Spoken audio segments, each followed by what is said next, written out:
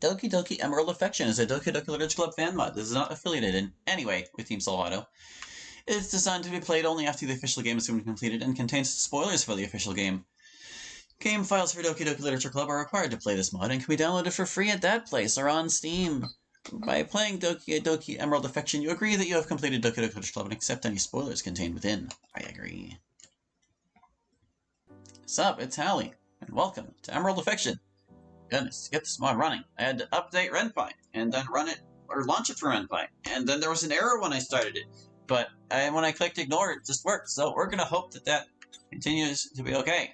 Anyway, we're gonna, this is a Monica mod. I don't know anything else about it beyond that. Lord knows I didn't read the description. I think I read descriptions, dear viewer. You want to understand this by now. I did not read the descriptions. I just dive right in, head first, and hope the pool isn't too shallow. I'm Hallie, let's go.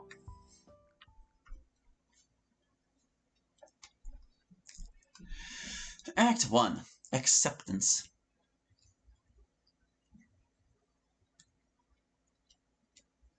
Today is the day. The day of the festival. After a long week of preparations, it's finally here. And it's a disaster. No.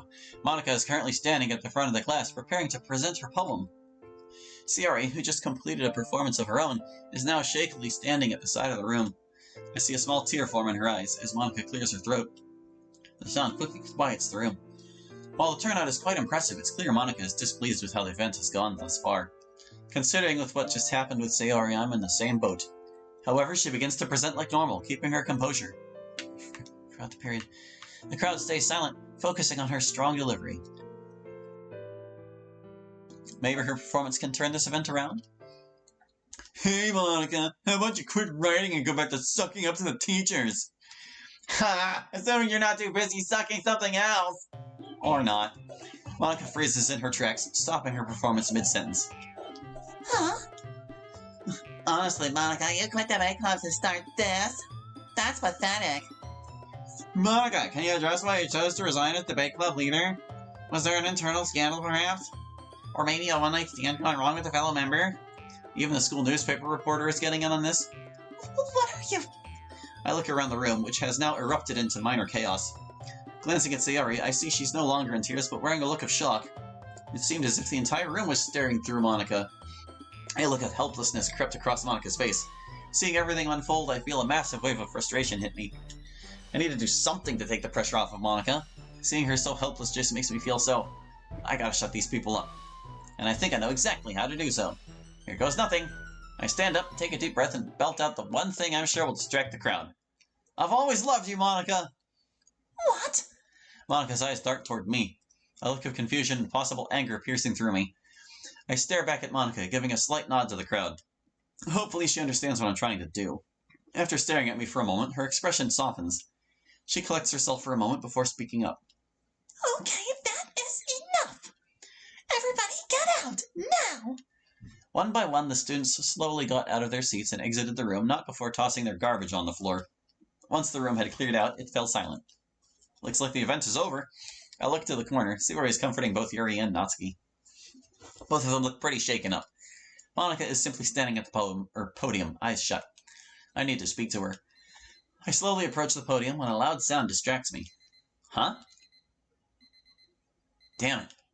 Was I dreaming? I slowly open my eyes, adjusting to the morning sun. Reaching over, I turn off my alarm clock and check the time. Not turn off, turn off.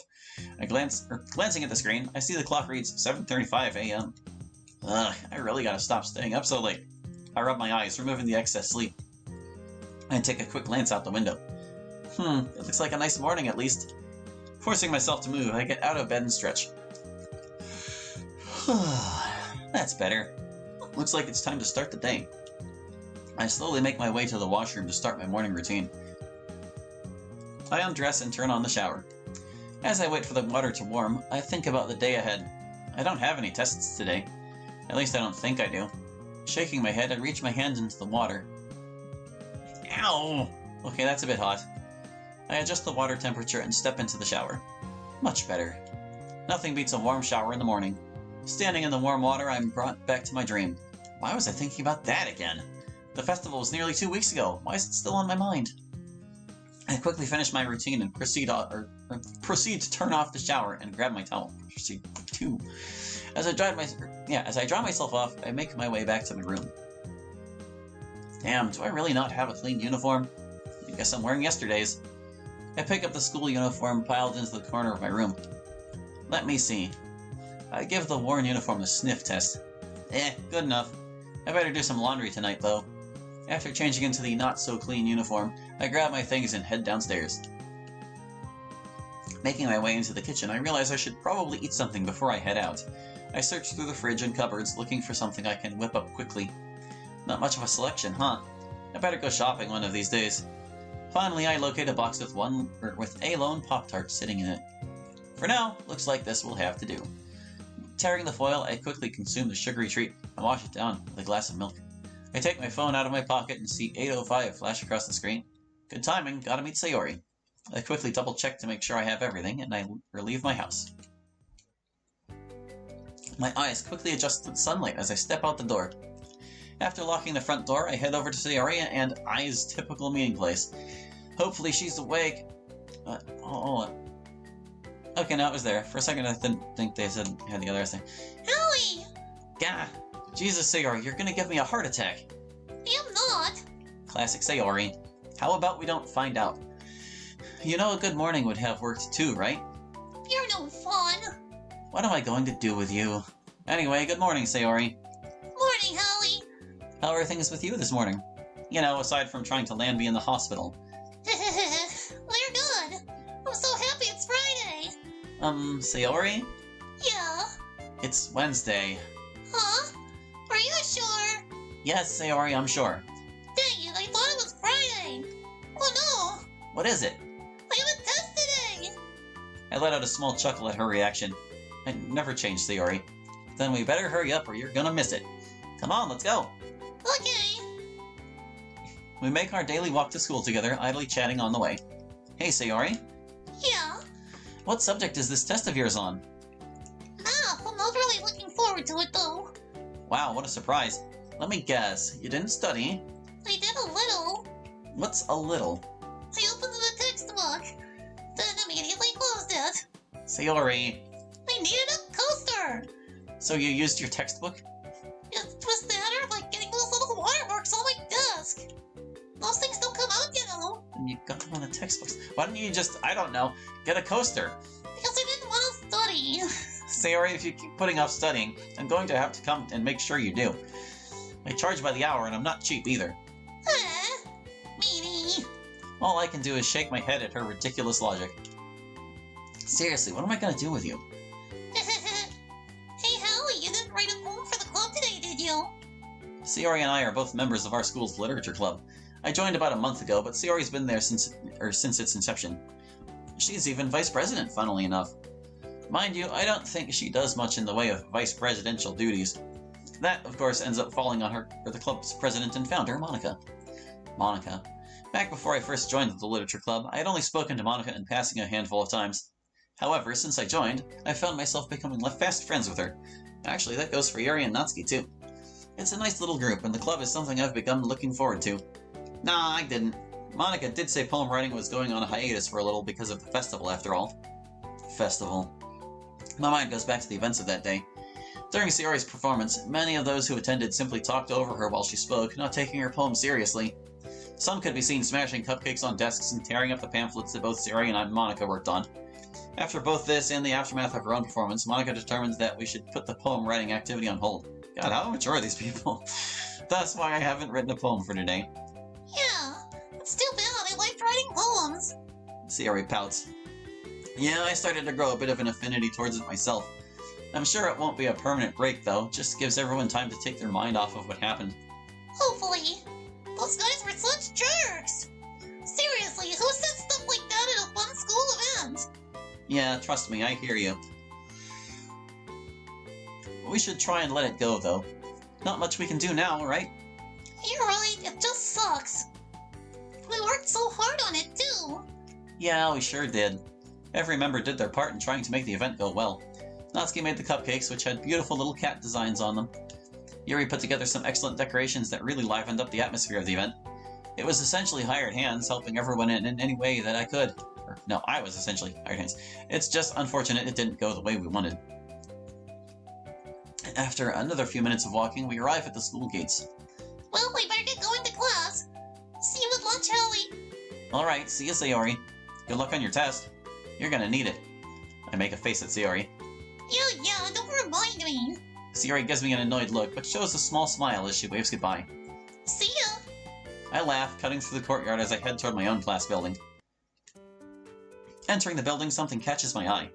Out of the corner of my eye, I see a pink-haired girl fumbling around with a plastic container in front of her locker. You kind of already said this. What's Natsuki doing? Oh, sorry, hold on.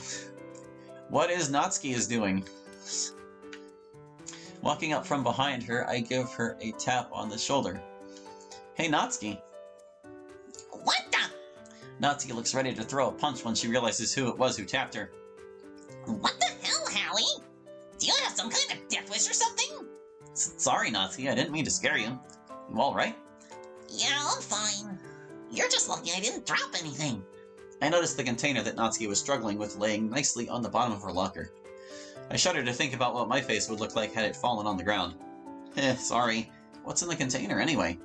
Ha! Like I tell you! How about you mind your own business? Not looking to end up with multiple bruises on my arms, I decide not to press her on the topic. Okay, anyway, what you up to this morning? Aside from trying to punch random passers-by, I mean. Natsuki rolls her eyes. Fine, I guess. Just another day, you know. Yeah, I feel ya.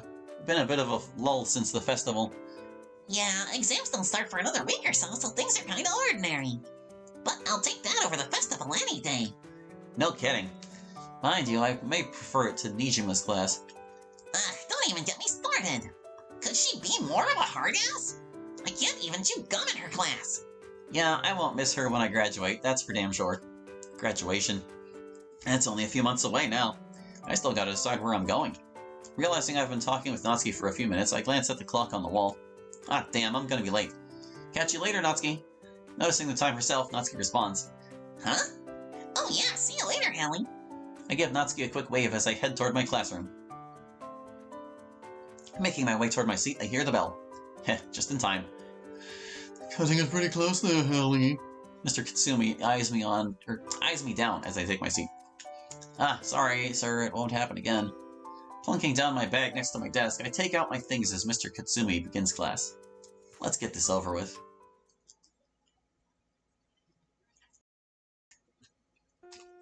Alright, class, don't forget to have your reports ready for tomorrow morning. That damn report, at least I actually got it done ahead of time. Not that it's all that great, but finished nonetheless. Anyway, I better go meet Sayori. Since I joined the club, Sayori and I have made it somewhat of a tradition to eat lunch on the roof. Surprisingly enough, there's generally not too many people up there at this time, so it's a relaxing spot to chat. Grabbing my things, I make my way towards the roof to meet with Sayori.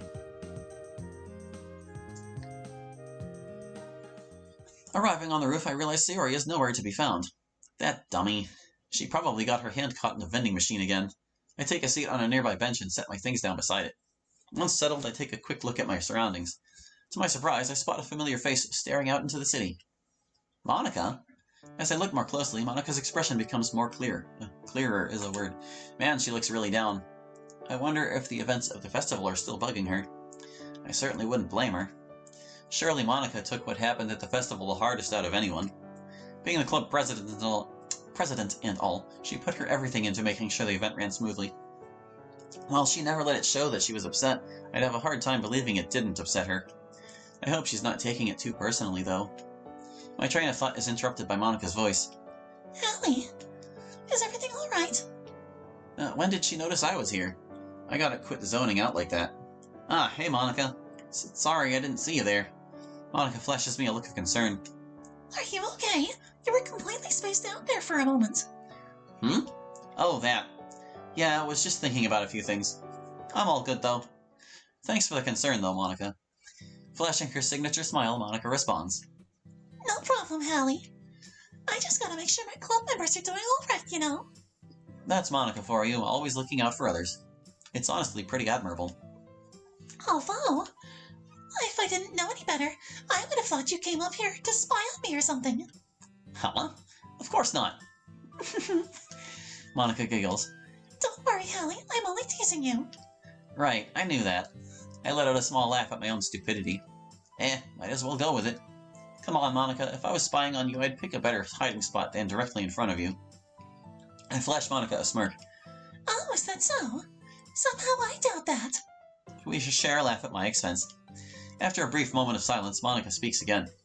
So, if you're not up here spying on club presidents, what brings you to the roof, Hallie? Well, a certain vice president of yours is supposed to be meeting me up here for lunch. As you can see, however, she's nowhere to be found. I'm convinced she's stuck in the vending machine again. I'm sure that's not the... Wait. Again? Monica seems highly amused at this sudden realization that it would, in fact, not be the first time Sari has gotten herself into such a pickle. Yep, you seem surprised. This is Sayori we're talking about here. Honestly, it wouldn't even make the top 5 of Sayori moments that make you shake your head. I guess you're right. Still, you should have more faith in her, Hallie. I'm sure something just came up. Maybe. I still vote vending machine mishap. Monica laughs. Anyhow, to properly answer your question. I can read today, I swear to God. Sari and I typically meet up here for lunch. Kinda started around when I joined the club, actually. It helps that the roof is a nice spot to decompress a little between classes, too. You have a point there. Personally, I find myself coming up here on a day like today, where I need a bit of a break. I find the peace and quiet does well to calm me down a bit when things get hectic, you know? No kidding. I'm sure you of all people need time to calm down pretty often. Monica gives me a somewhat quizzical expression. Oh, what do you mean by that? Crap. I guess that came out wrong. What I meant was, you always seem so busy, it's only natural you'd get a bit overwhelmed from time to time. Sorry. I scratched the back of my neck, albeit a bit sheepishly. Oh, I see. Monica stares at me somewhat blankly. I really don't think I said anything out of line. My brief train of thought is interrupted by Monica's voice. You're not wrong. Monica's expression lifts slightly. Sorry, Hallie, what you said just struck a chord a bit. I guess it's just one of those days. I just overreacted a little. I can't say I totally understand where she's coming from, but from the tired expression on her face, it seems pretty clear that she's got a lot on her mind. No worries, Monica, we all have our moments. Besides, it's understandable, what with the festival and all. I'd understand if you're a little on edge. Yeah, that's certainly part of it. Monica trails off. There's an uncomfortable silence until... Alright. Oh, no, they did it for me. Alright, I haven't eaten lunch yet. Hopefully Monica didn't hear that. To my dismay, however, my hopes are proven fruitless as I see a smirk on Monica's face. Hungry, huh? You know, personally, I've been pretty hungry before, but I have never had a time where I actually heard my stomach rumble. Is that really a thing? Or did they make that up?